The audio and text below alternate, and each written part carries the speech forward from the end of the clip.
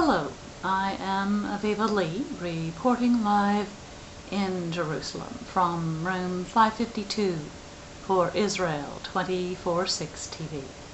Today is Friday, the 27th of June, 2008.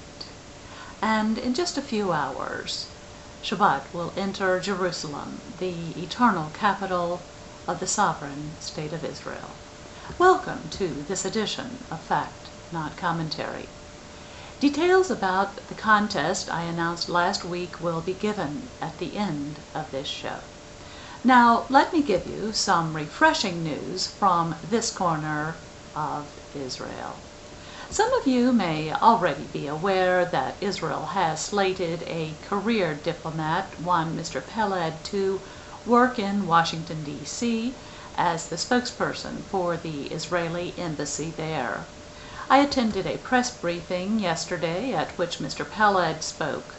I am delighted to say that Israel's diplomatic service has chosen someone who speaks almost a perfect English and has an excellent command of the English language. Even though Mr. Peled did not leave we journalists with any scoops, he was a very engaging speaker and knew his topics well. The only topic about which he claimed ignorance was a topic I referred to, and that is the entity founded in the 1990s, now commonly known as the Nablus Stock Exchange.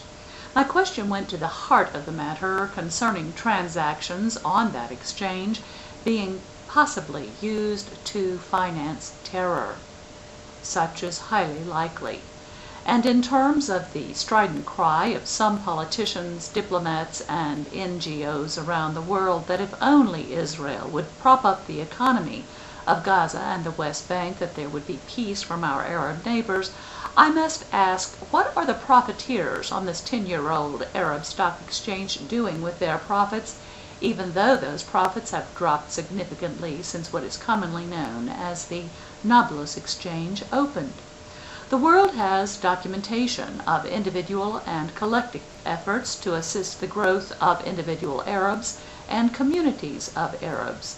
And we also have solid documentation that the Arab interpretation of those efforts, time and again, has been that Israel is weak and to respond with terror.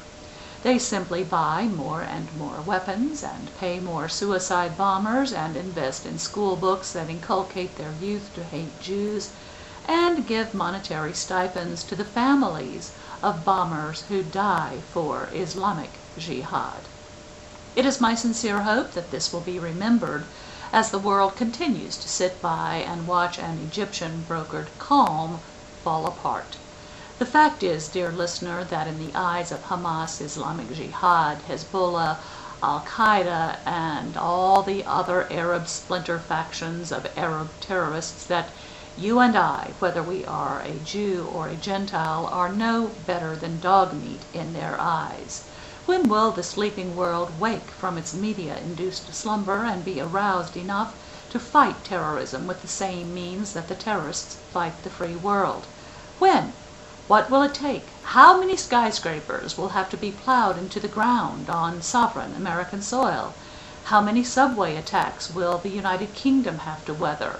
How many violent riots and burning automobiles and looted shops will France need to endure before the Allies join hands and give a decisive military response to each and every enemy of the free world?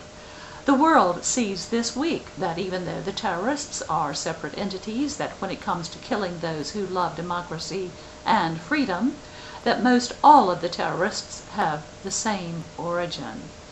Who directs Fatah? Is it Mahmoud Abbas?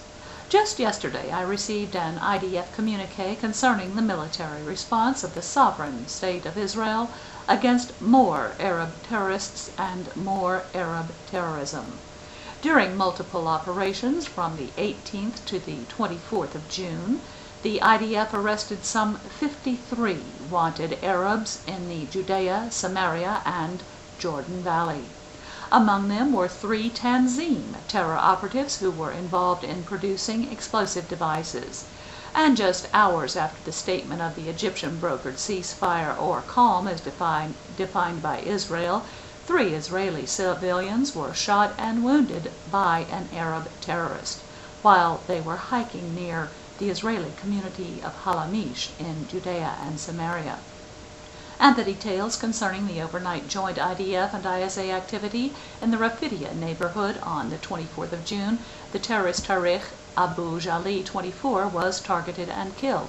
Tariq was a senior member of the Arab Islamic Terror Organization in Jenin. Furthermore, the IDF spokesperson stated, and I quote, "Abu Jali was killed in an exchange of fire that erupted at the time of his arrest. It should be noted that Abu Jali manufactured explosives and explosive devices, directed cells to perform terror attacks in the area of Jenin, contributed to recruiting suicide bombers, and planned to perform a terror attack in the near future. The force uncovered a big amount of weaponry in his apartment, including explosive devices, an AK-47 assault rifle, ammunition, and other military equipment." End quote.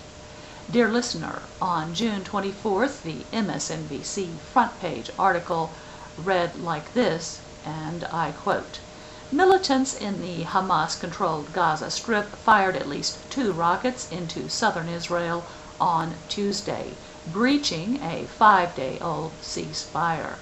The attack came hours after Israeli troops killed 2 Palestinians in a West Bank raid. The victims included an Islamic Jihad commander.